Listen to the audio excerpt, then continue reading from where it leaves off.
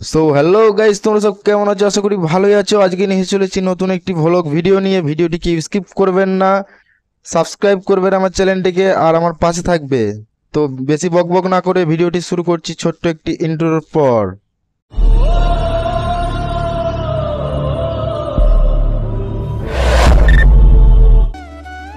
তো guys finally আমরা বেরিয়ে পড়েছি, তোমরা দেখতেই পাচ্ছ। এখন গাড়িতে বসে আছি আমরা, এটা ঢালাইয়ের মেশিন আছে, গাড়িতে বসে আছি। আমরা যাচ্ছি কানারিকেল, ওখানে কাজ আছে, একতলা স্ল্যাব আছে।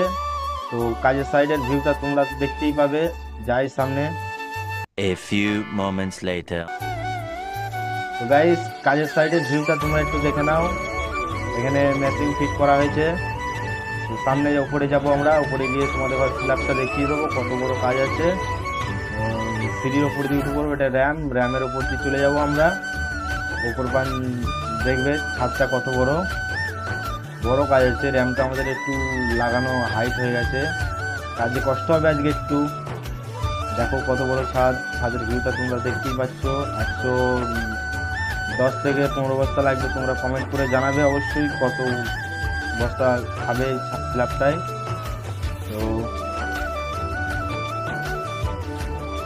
গাইস কাজ করতে করতে করতে চরম জোরে বৃষ্টি পড়তে শুরু হয়ে গেছে।